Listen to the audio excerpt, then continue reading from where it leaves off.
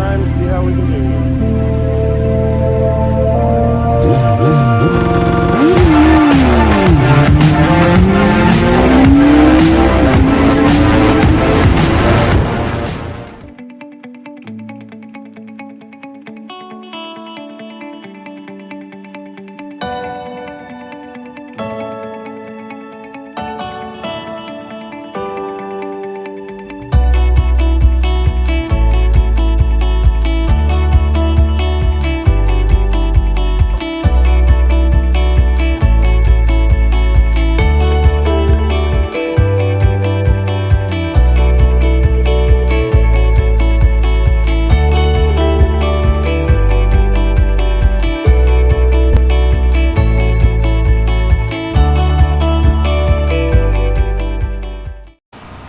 Alright guys, and in that time lapse I pulled everything out that I take to a typical race, got it all lined up the way it's going to sit in my pit.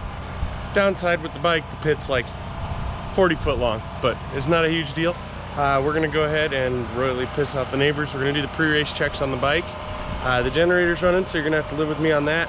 I'll shut it off here in a second and we'll go through what I've done.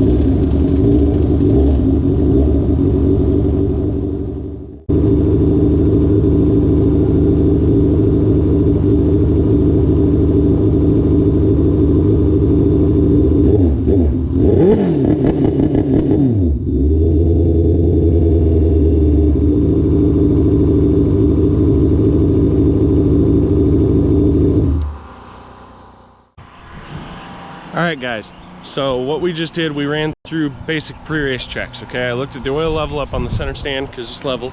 I went ahead and checked my tire pressures, warmed the bike up a little bit, got it on the charger charging, checked the chain for tension, checked the chain for free run, made sure it went through all the gears, got everything knocked out that needed to be knocked out for my initial setup.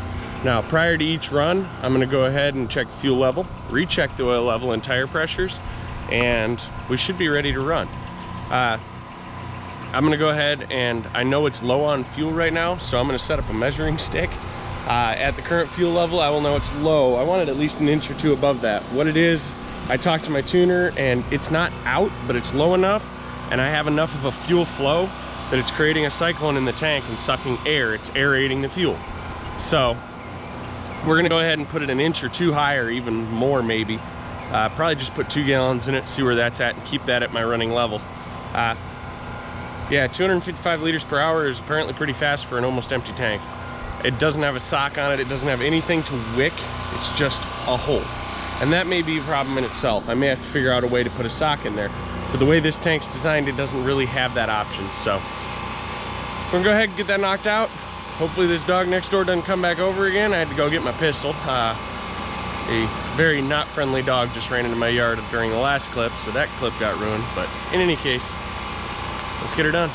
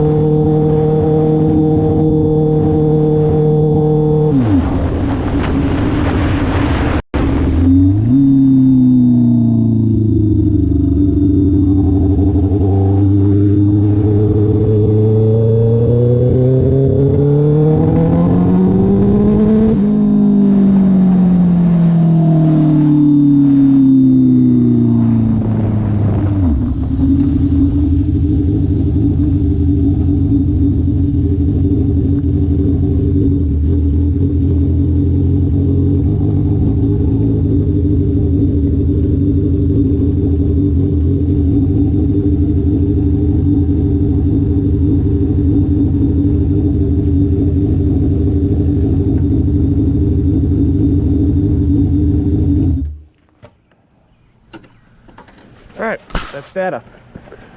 What we're after, we wanted data. We got data. We got lots of data. Not good data, but data. So now we're gonna go sit down and evaluate the data log, but I have a sneaking suspicion my fuel pump's going bad. And then we'll troubleshoot out the fuel pump from there. But Lord, is it acting like a fuel pump. Lean rich, lean rich, lean rich.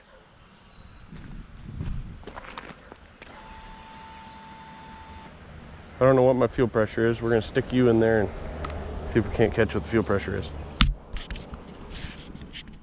Susie is breaking up horribly, but doing the trace through the log, it looks like it's right through where the peaks and valleys are in the map. So I've smoothed the entire map out, keeping the peaks and kind of midlining where the valley and peak hit to try and create a curve.